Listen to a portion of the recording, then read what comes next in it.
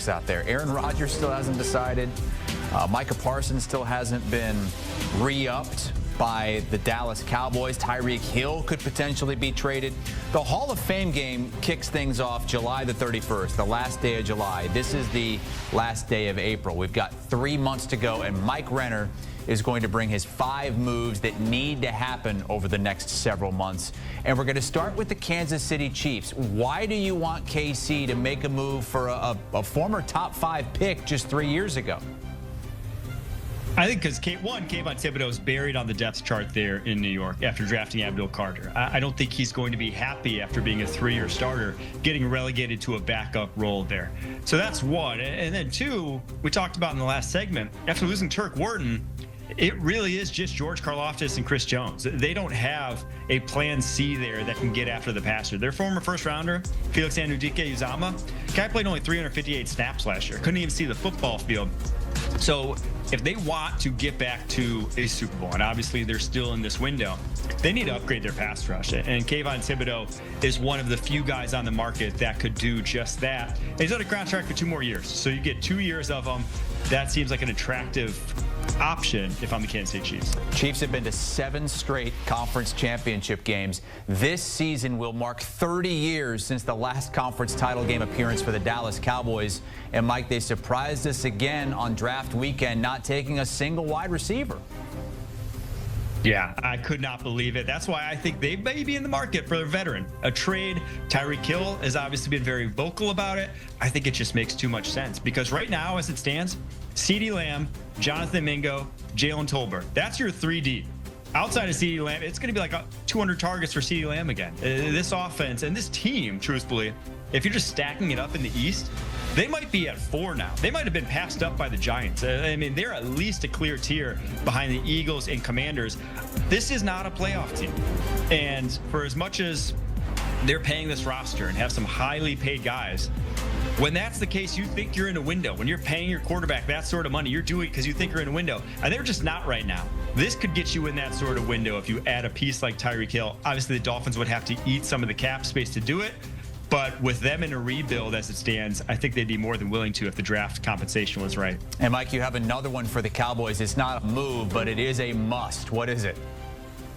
It's extend Micah Parsons. Don't wait till the last minute. That's why you're in this cap situation. That's why you're falling behind in the East. You just saw Myles Garrett go for $40 million per year.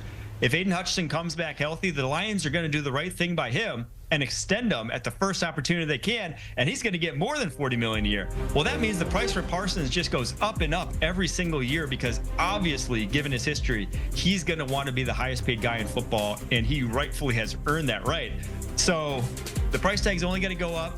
Get it done now so you can get some cap relief from him on that year 5 of his deal because you can make that number smaller this year, push it down in the future.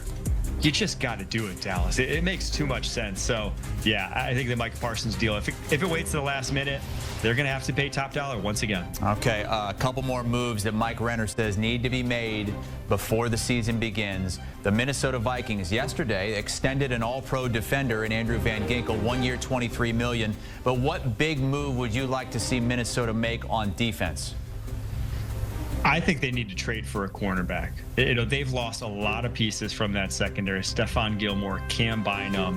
This cornerback group right now with like Isaiah Rodgers, Mekhi Blackman, Byron Murphy, it's ugly. If you really think you're in a championship window, you need to be better than that at the cornerback position. And obviously, Jalen Ramsey requested a trade. I think he's perfect for Brian Flores' defense. I think he'd even be an upgrade from Stephon Gilmore and what he was a year ago and bring you back to that potential. So it's a move that if I'm looking around the NFL and who makes the most sense, it's the Minnesota Vikings. I think they can afford to.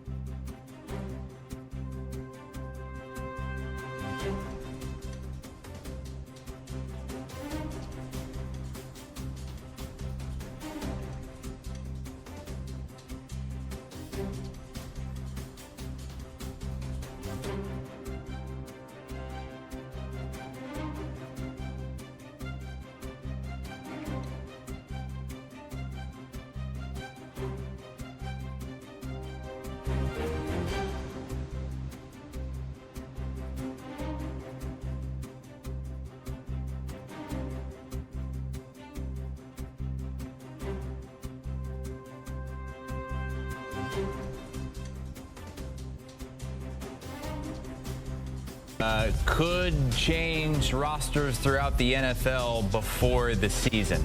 Not only do we have the Aaron Rodgers decision looming, there are several big-name players on the trade block, including Miami's Jalen Ramsey. And there were trade talks during the draft. According to Dolphins GM Chris Greer, said that we had conversations through the weekend with teams. Whenever it happens, we will make the deal at the appropriate time. Let's get Ryan Wilson in here with 5 trades that could shake up the NFL. And the first one involves Ramsey. What is it? Yeah, hey Chris, good to see you. I'm sort of surprised some of these didn't unfold during draft weekend.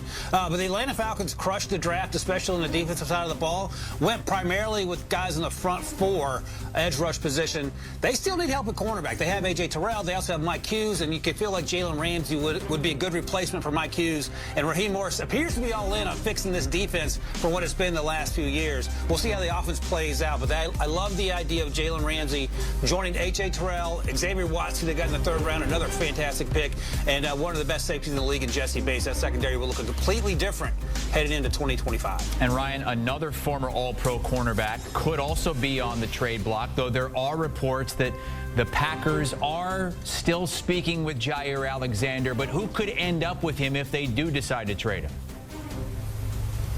The Steelers didn't get a cornerback until the very last pick in the 7th round, so that could be an option. They have Joey Porter Jr. Yes, they signed Darius Slay on a 1-year deal, but he's now north of 30, and it doesn't feel like a long-term solution there. I thought they might target a cornerback earlier, but they missed out on the 2nd round pick because they traded it for DK Metcalf, and then they targeted Will Howard to get that quarterback. Jair Alexander is one of the best corners in the league when he's healthy. He's just battled to stay healthy last season in particular, but the idea of him opposite Joey Porter Jr. would bring some life to a secondary that struggled down the stretch last year, as the offense, as it happens, also faltered for those final 5 games. Steelers with something that they can take into their own hands, rather, if they want, as they wait for Aaron Rodgers. You had the Falcons trading for a cornerback a little bit earlier. How about the Falcons trading a quarterback to a division rival? Yeah, that's the world we're living in when it comes to Kirk Cousins, and we all thought it was extremely weird that they took Michael Penix Jr. 8th overall a month after signing Kirk Cousins a year ago, but here we are. Michael Penix Jr. is the future, and when you look to New Orleans, we do not know what Derek Carr's future is going to look like with that shoulder injury. They also have Spencer Rattler and Jake Haener on the roster, who started last year, both of them in one combined 0 games, I believe. Then they drafted Tyler Shuck with that 40th pick. Is Tyler Shuck ready to play in 3 months? We do not know, and if that's the case, Kirk Cousins could be an insurance policy. And look, if Kirk